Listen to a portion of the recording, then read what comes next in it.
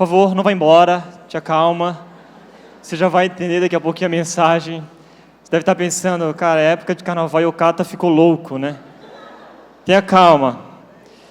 Não é novidade para ninguém, vemos histórias sobre zumbis em filmes, em séries, em jogos, desenhos para criança. Tem muita série para criança também com relação aos zumbis. Com certeza, muitos de vocês já assistiram algo sobre zumbi. Talvez você que gosta deste estilo sinistro, já deve ter visto algum desses filmes. Zumbilândia, Invasão Zumbi, Como Sobreviver a um Ataque Zumbi, né? Talvez você já tenha assistido ou não, você não curte, alguns aqui já assistiram. Ou, se você não assistiu, com certeza, a grande maioria já assistiu um desses filmes. Eu Sou a Lenda, Guerra Mundial Z, Resident Evil, que também tem um jogo muito famoso aí da galera que curte game. Eu lembro que quando eu era pré-adolescente, até jogava esse jogo e eu jogava sempre com a luz acesa, porque eu tinha medo, né?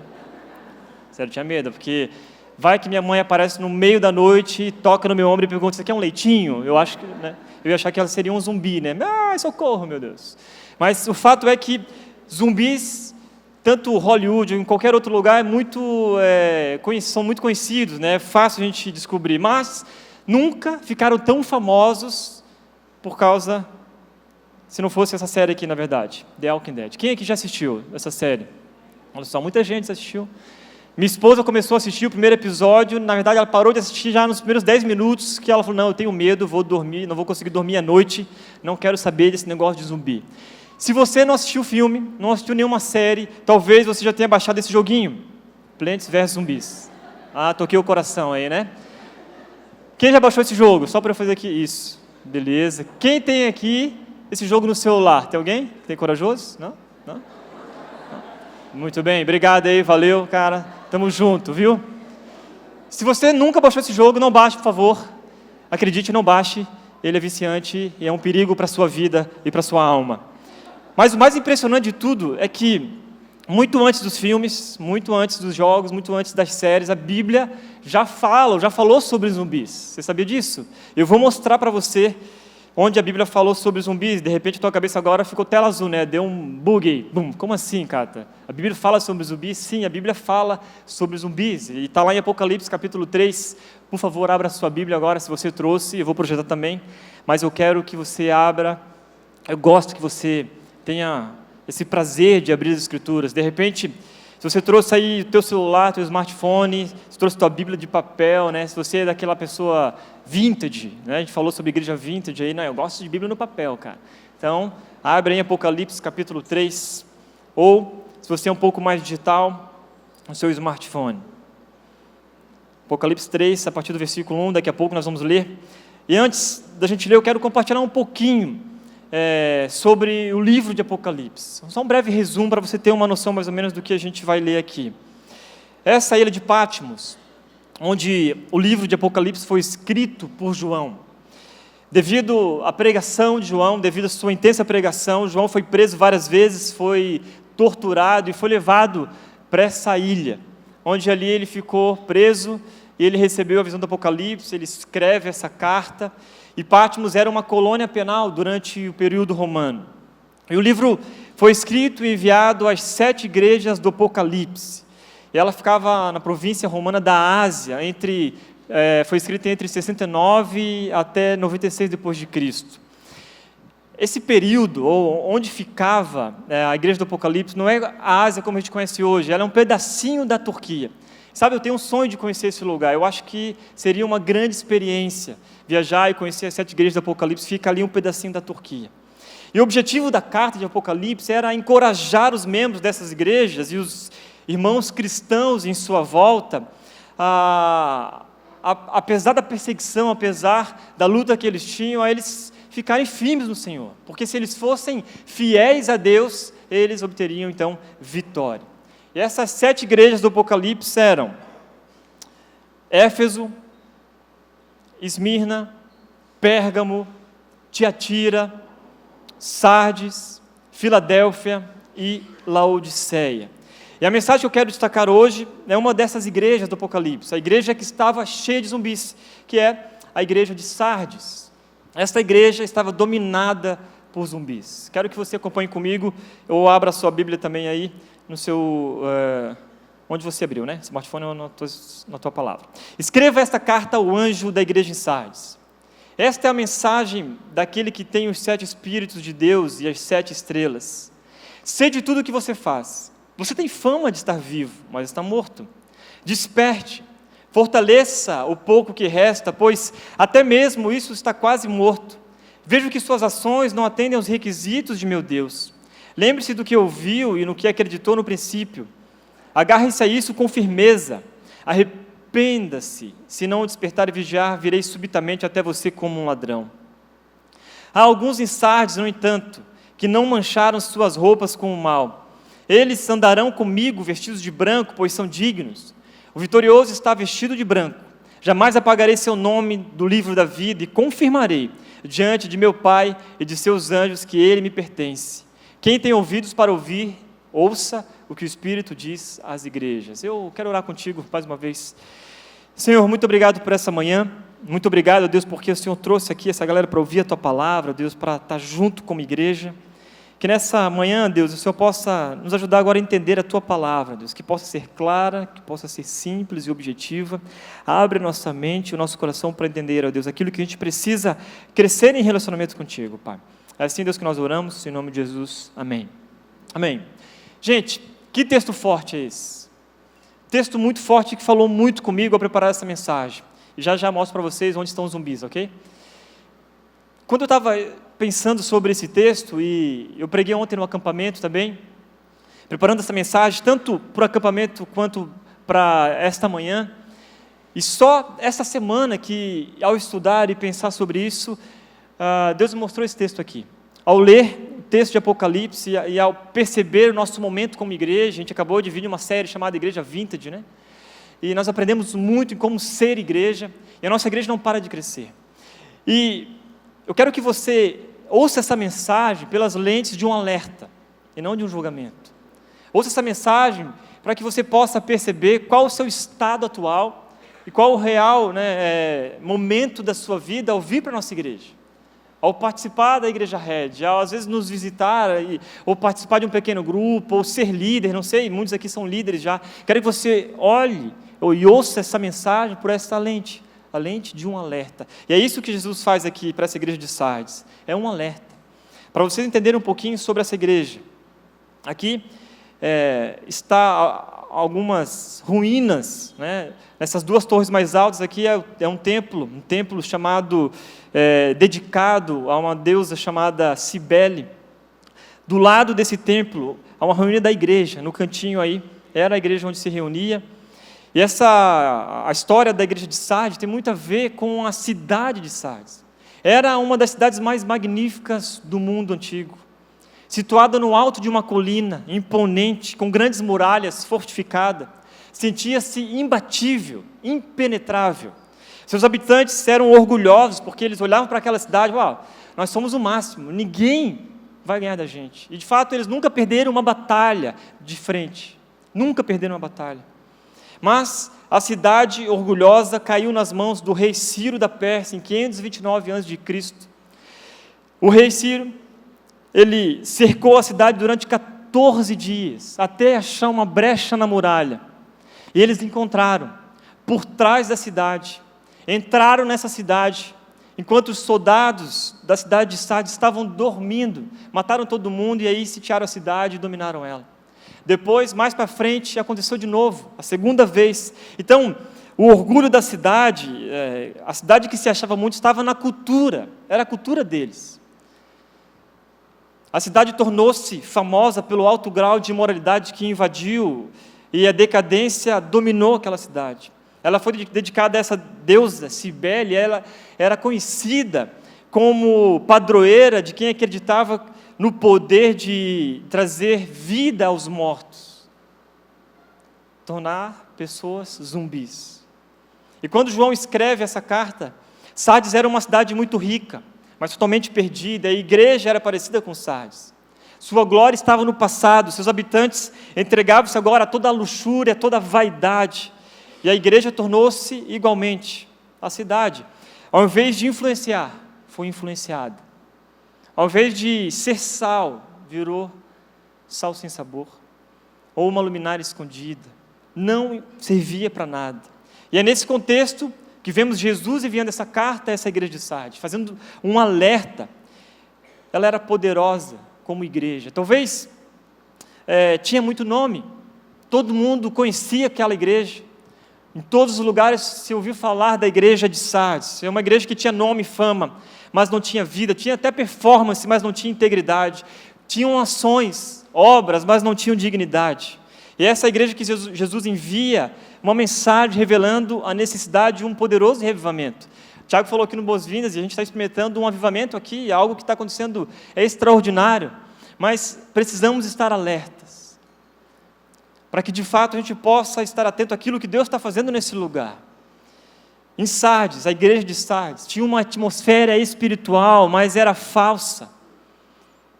A igreja estava caindo numa frieza espiritual e precisava de um verdadeiro revivamento naquele lugar. Nessa igreja estavam os zumbis, verdadeiros zumbis espiritual. A gente deve olhar para essa carta, não como uma relíquia, não como algo que a gente leu, aconteceu lá no passado e tal, mas como um espelho, em que a gente se olha e de fato tenta perceber como está a minha vida. Eu estava olhando para esse texto, estudando e pesquisando sobre a igreja de Sardes, sobre a sua história, sobre a geografia dela, eu fiquei pensando nisso, que a gente olha, né, um para o outro aqui e não conhece o interior. A gente só olha a capa, e às vezes a nossa capa é bonita, às vezes nem tanto, às vezes é charmosa, mas o que de fato está por dentro nós não conhecemos. O único que conhece, o que de fato está por dentro da gente, é Jesus. E por isso ele escreve essa carta para a igreja de Sardes, fazendo alguns alertas. Então, quais lições práticas podemos extrair daqui? Eu quero que você guarde aí. Primeira lição: não viva como zumbi. Pode escrever aí se quiser escrever, não tenha medo, não tenha vergonha. Sabe por quê? Olha só o que diz o texto: sei de tudo o que você faz. Você tem fama de estar vivo, mas está morto. Olha aqui, onde estão os zumbis? Viviam como vivos mortos naquele lugar. A igreja vivia de aparência, eles eram zumbis. A igreja parecia mais um cemitério espiritual do que um lugar cheio de vida. Possivelmente, todos que olhavam para aquela igreja, e não se engane, ela parecia uma igreja maravilhosa, uma igreja perfeita. Talvez, para todas as pessoas que olhassem para aquela igreja, achariam que aquela igreja estava viva, porque nem ela própria tinha consciência do seu estado espiritual. E esse é um grande perigo para a nossa vida, e é um alerta, porque às vezes a gente se conecta com a igreja, a gente faz até os 4 passos, a gente começa a servir como voluntário na rede, nos tornamos líderes, pastores, a gente vive uma vida às vezes no automático, e a gente de repente começa a se esfriar espiritualmente, e a gente nem percebe que acabamos virando só capa. E a igreja aqui de Sardes era isso. Todos falavam dela como igreja vivo, florescente, todos, com exceção Jesus Cristo, porque Jesus conhecia aquela igreja, e isso que ele fala para ela. A igreja parecia estar viva, mas na verdade estava morta. Era uma igreja zumbi. A igreja tinha adquirido um nome, a fama deles era notável, era incrível.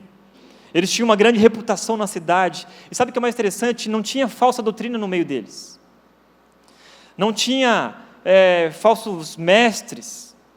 A igreja estava prosperando ali no meio da comunidade.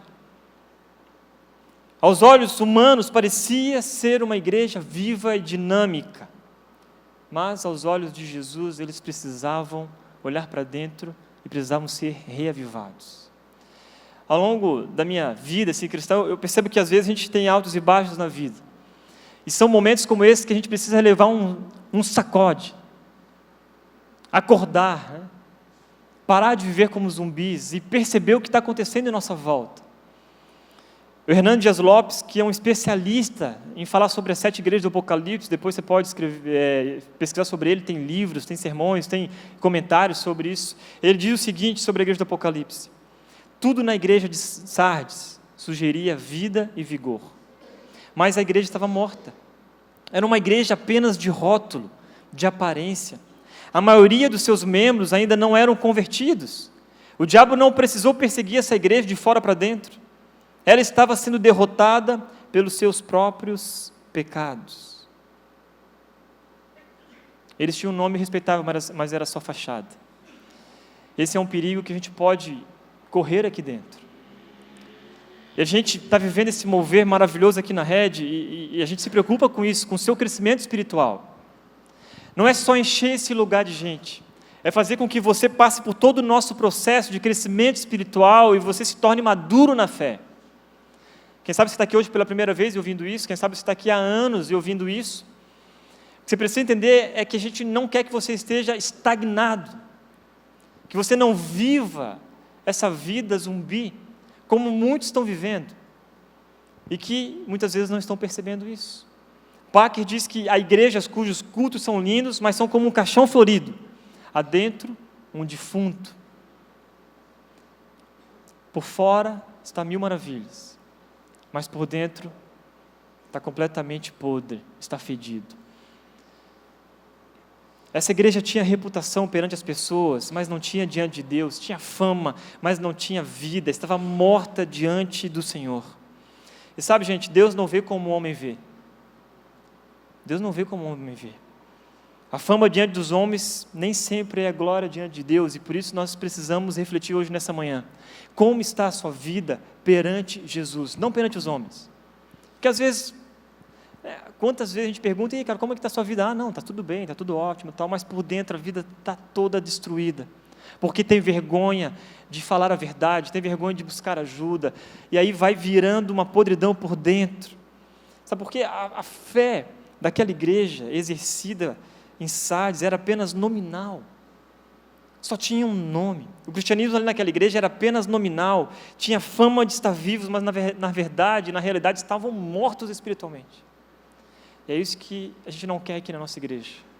Queremos uma igreja viva, uma igreja que de fato confessa os seus pecados, que se arrepende, que é restaurado. É isso que Jesus tem feito no nosso meio. Aqueles que percebem isso estão sendo transformados genuinamente por Jesus.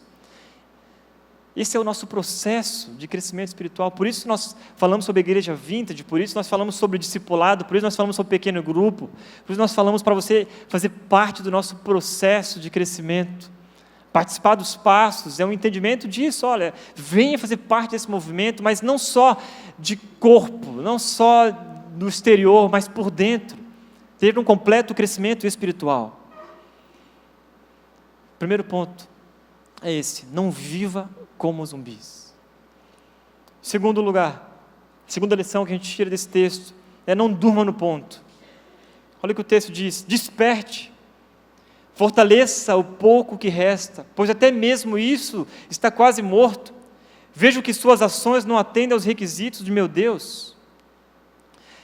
É Jesus gritando, quando ele escreve isso: desperte, acorda, está na hora de você levantar, sai daí, não durma no ponto.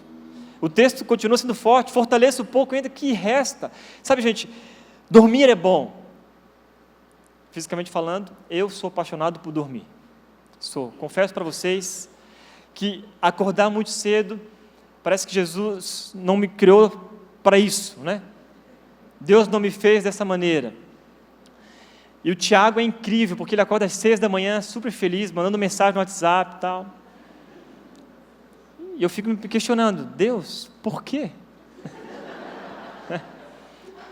Então, todas as vezes que eu acordo cedo pela manhã, nunca é natural. Eu tenho orado para isso, que eu acorde e falo: oh, Jesus, glória a Deus, estamos aí, na felicidade pura.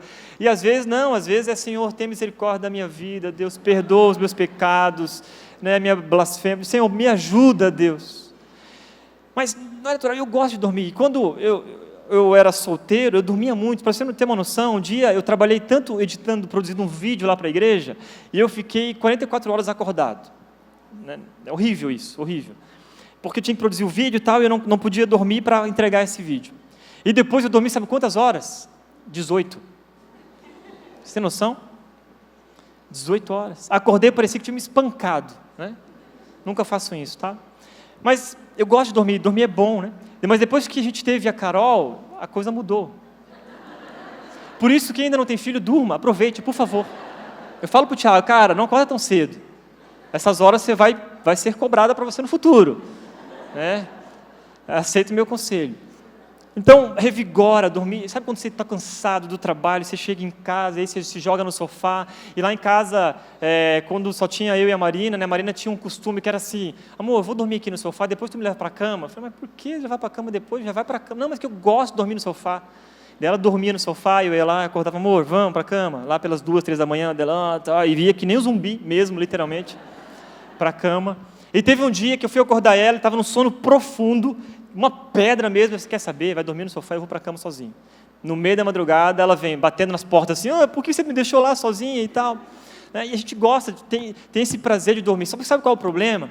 Que a gente leva o prazer do sono, o fato de dormir, para o nosso lado espiritual, e às vezes nós estamos dormindo espiritualmente, a gente não está percebendo isso. Estamos dormindo no ponto e precisamos acordar, porque isso pode trazer problemas para a nossa vida. Deus está fazendo a obra dele, Ele não para de fazer a obra, mas se a gente não estiver acordado, a gente vai perder. Perde grandes oportunidades, experiências com Deus, porque nós estamos dormindo. Por isso a palavra é desperta. Acorda, chega de ficar dormindo espiritualmente. É hora de você abrir os olhos e perceber o quanto Deus é bom e quanto Ele tem feito aqui no nosso meio. O quanto Ele tem feito na sua vida, não é só aqui na rede, mas o quanto Ele pode fazer através de você no seu trabalho, na sua faculdade, na sua comunidade, lá onde você mora. Deus pode usar a sua vida, só que a gente precisa acordar para isso, e a maioria dos cristãos apenas vive uma vida como se, sabe, eles não percebem o que Deus está fazendo, porque estão dormindo, ainda não acordaram, ainda não abriram os olhos. Estão no sono profundo. Lá naquela igreja, ela era uma igreja conhecida por um sono profundo espiritualmente. Ali havia cristãos espiritualmente em estado terminal, cristãos doentes, fracos. Eles precisavam de uma sacudida, estavam no sono profundo. Eu fiquei me perguntando por que aconteceu isso com eles. Sabe, e ficou muito claro para mim por que aquela igreja de Sardes estava sendo exortada pelo Senhor naquele momento. Porque ali tinha pecado que não estava sendo tratado. Não estava sendo tratado na raiz. E é assim com a gente, é incrível, porque somos mestres em dar desculpas e justificativas para não tratar aquilo que precisa ser tratado. Sei quando você recebe visita na sua casa, você marca na agenda, e aí você ou contrata uma faxineira, né, uma diarista, ou você mesmo dá um jeito para arrumar a tua casa, para receber as pessoas, deixar tudo muito bonitinho, e às vezes não dá tempo, o que você faz com as coisas que estão ali à mostra? Você entope no quarto da bagunça.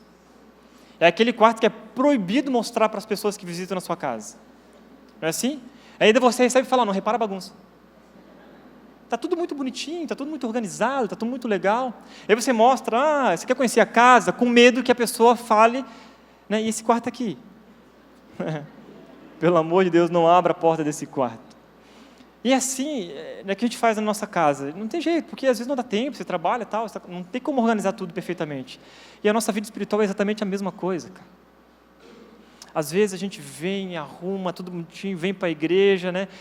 Conhece as pessoas e tal, aquela coisa toda muito bonita.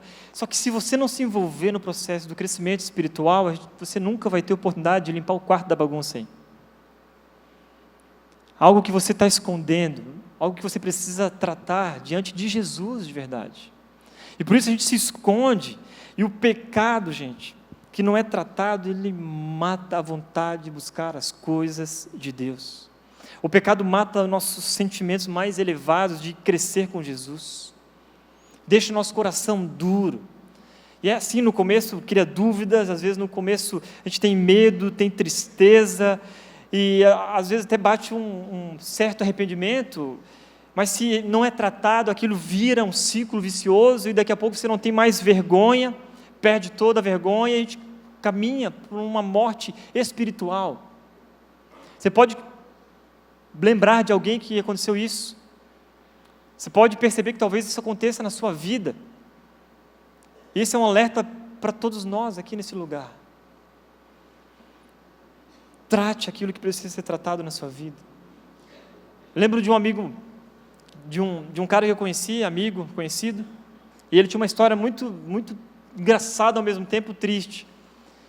Sabe o que aconteceu com ele? Ele era tão porco, mas tão porco, que morava na República juntos lá, cada um tinha o seu quarto, e no quarto dele ele nunca dobrava as roupas e colocava no armário. Os pratos que ele comia deixava lá em cima.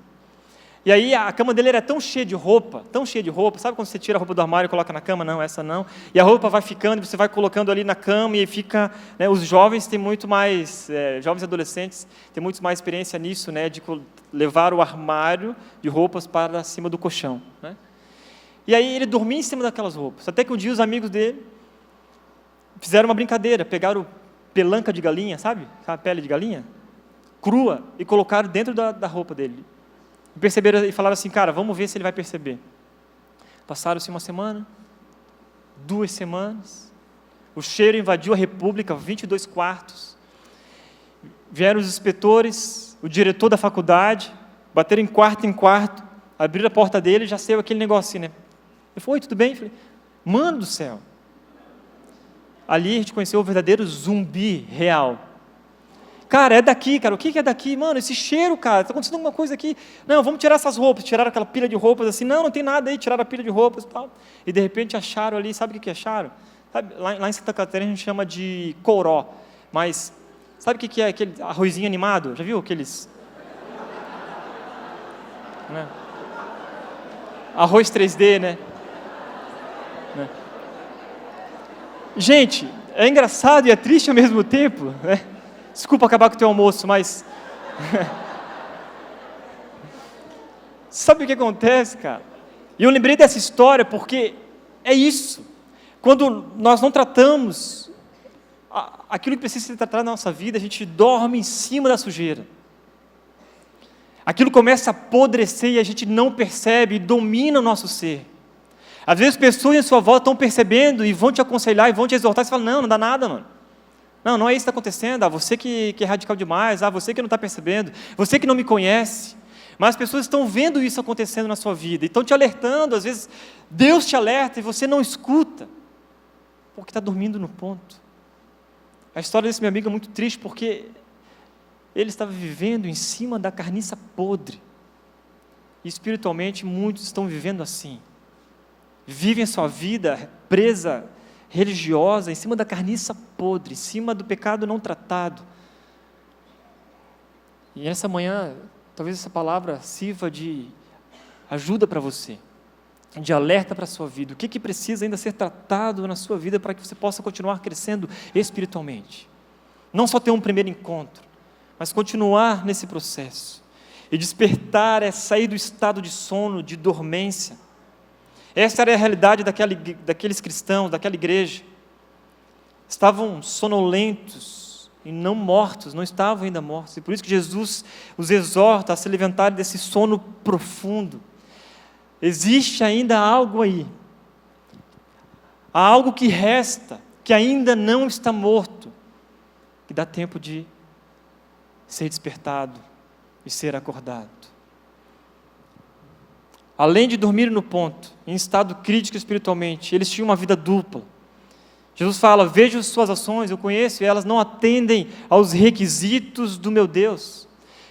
Isso é bem claro, é como se a gente continuasse vivendo a mesma vida que a gente estava vivendo antes, mas a única diferença é que a gente vem para a igreja, a gente até se envolve no serviço, nós somos voluntários em diversas áreas da igreja, e para as pessoas está tudo bem, está tudo legal, porque você se tornou um voluntário. E eu vi uma história esses dias que a pessoa ia para a igreja, colocava sua roupa de voluntário, e era uma bênção na igreja, era uma coisa mais maravilhosa do mundo, todo mundo via, nossa, esse cara é um grande líder, mas chegava em casa, era o diabo, literalmente.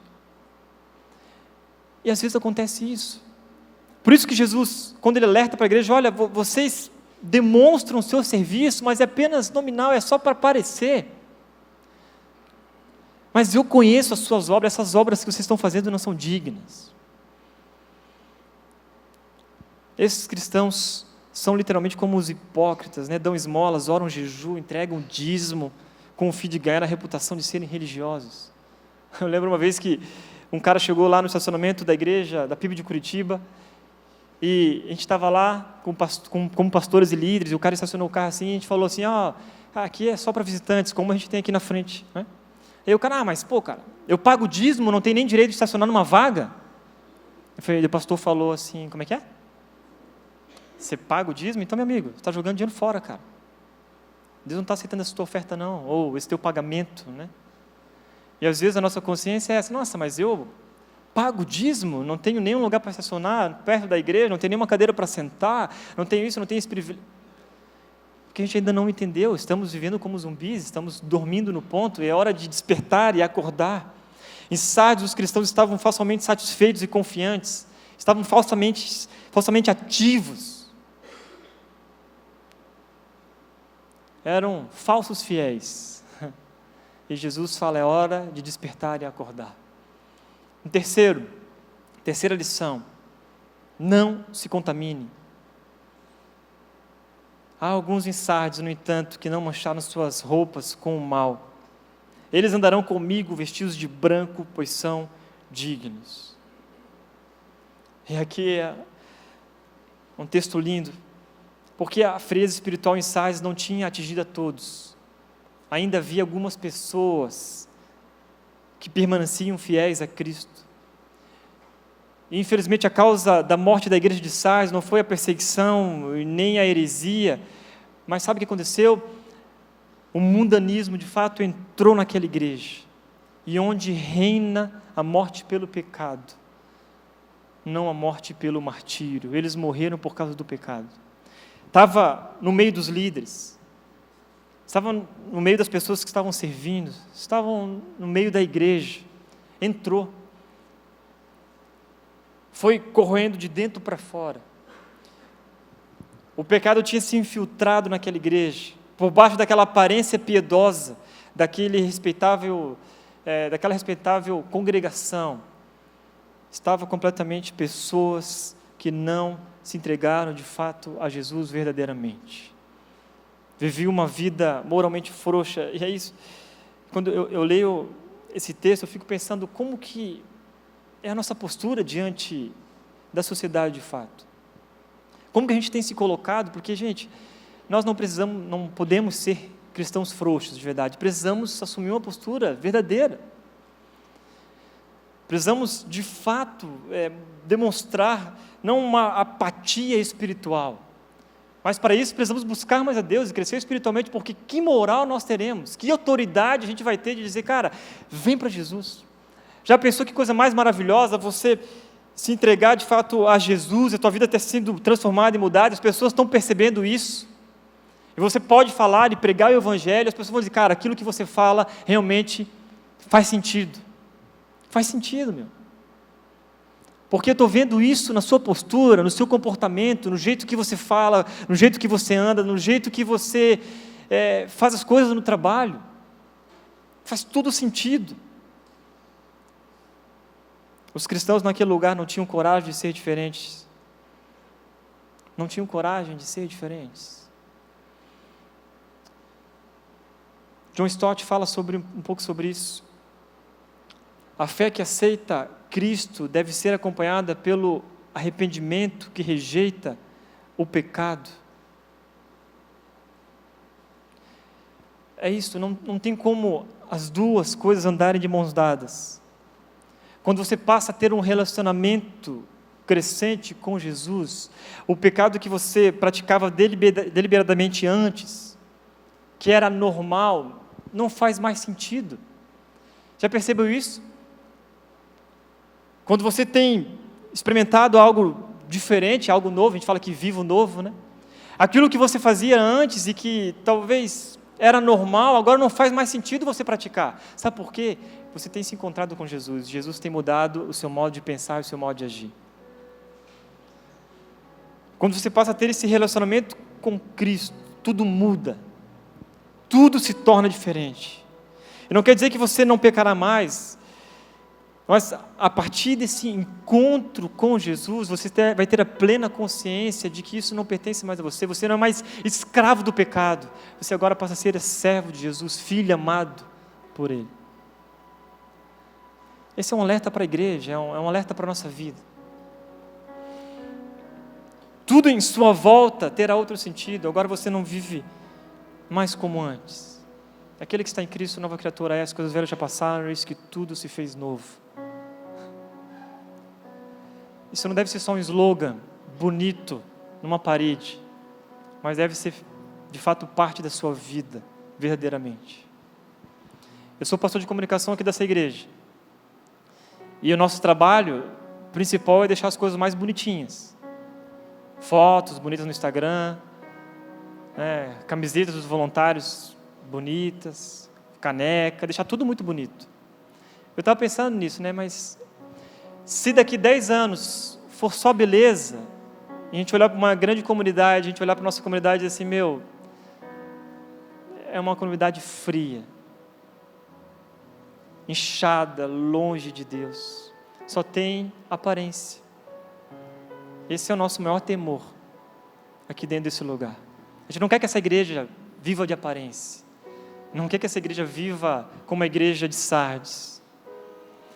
A gente quer que essa igreja de fato seja uma igreja verdadeira aqui na cidade, que impacte as pessoas de uma maneira sobrenatural, através da palavra de Deus, através daquilo que Deus tem feito na nossa história, na nossa vida. E Deus quer usar a sua vida para isso também. Não é só uma igreja bonitinha. A gente não quer que as pessoas olhem para a rede e falem, nossa, que igreja bonita. Não, mas que igreja de Deus. Que igreja que prega a palavra, que igreja que as pessoas chegam naquele lugar e elas são transformadas por Jesus.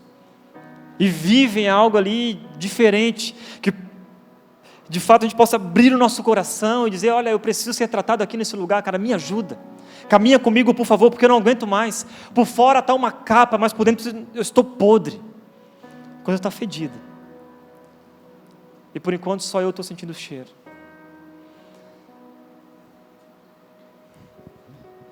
Eu quero te dizer uma coisa, que você não é mais um perdido neste mundo.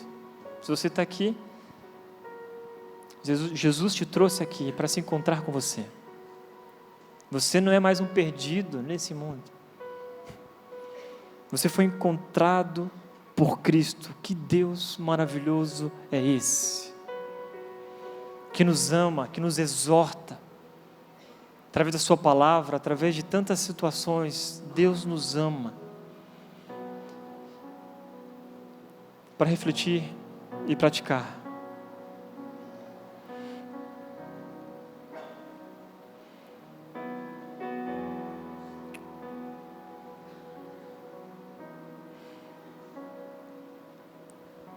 Foque na palavra de Deus.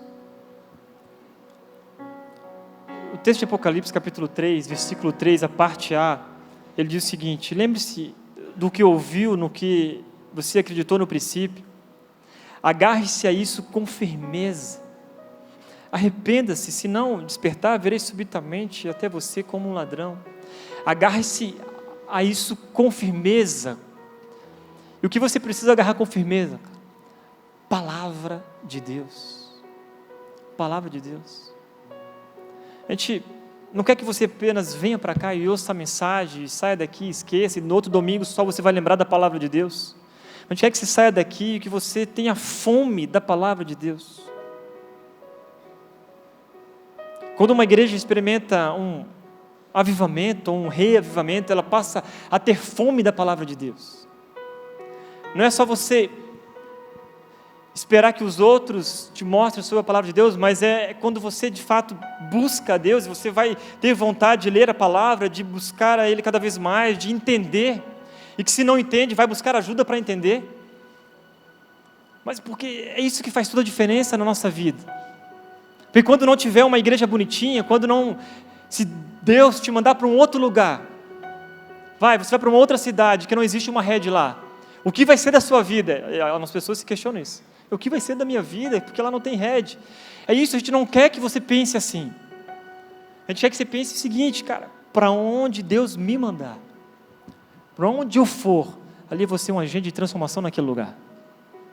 porque eu estou indo com a palavra de Deus, com os princípios aplicados na minha vida de uma maneira verdadeira. Segundo lugar, foque na vigilância. Se não despertar, se não vigiar, virei subitamente até você. E a cidade de Sardes, é interessante que Jesus demonstra ali, ensina através da história da própria cidade.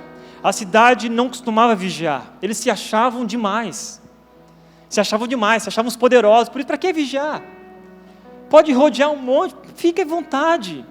Mas por 2 vezes, soldados e exército inimigo viu ali uma brecha na muralha e entraram por aquela brecha. Não pare de vigiar. Fique alerta o tempo todo. Fique alerta o tempo todo. Nós precisamos estar alertas o tempo todo. Em terceiro, foque na santidade. A maioria dos cristãos em Sardes estavam vivendo com as vestes manchadas. E não tinham obras, e as ações não eram dignas aos olhos de Deus, faziam por fazer. Foque na santidade, no crescimento espiritual ao lado de Jesus. Foque nisso. Fala para Deus de verdade, fala assim: o que precisa mudar na minha vida? Seja sincero com Jesus. E todos os dias Deus vai te levar a um crescimento espiritual. É isso que a gente faz aqui e prega, né? Todos os dias tem algo a melhorar. Todos os dias. Se você dormir no ponto, já perdeu alguma coisa que Deus queria te mostrar. É agora, é daqui a pouco à tarde, é amanhã de manhã. Deus está agindo neste mundo de uma maneira maravilhosa e tem usado as vidas de tantas pessoas aqui para isso também. Jesus é aquele que tem um espírito e derrama sobre a sua igreja, é aquele que é capaz de transformar uma igreja zumbi ou uma vida morta e trazer uma vida verdadeira, trazer você, dos mortos, tirar de você essa carcaça de zumbi e te dar uma roupa nova, vestes novas, limpas, por causa do amor dele que tem derramado sobre todos nós aqui nesse lugar. Quero te convidar a cantar essa canção. E quando você canta, você começa a conversar com Deus, a orar e sair daqui de hoje: Senhor, o que eu vou sair daqui nessa manhã? Pelo menos uma coisa, o que eu preciso sair daqui? E que essa sua vida de zumbi acabe aqui, se você vive dessa maneira. Sabe o seguinte, que a grande notícia é que Jesus veio para morrer no nosso lugar e nos dar esperança, em que você pode se colocar agora diante dele e pedir perdão e pedir para que Deus te restaure, que te reavive. Quem sabe você já é cristão há muito tempo, mas você está numa frieza espiritual e você se identificou com isso. É a hora de você falar com Deus e dizer: Jesus, me reaviva, Senhor. Me traz a alegria da salvação, Deus.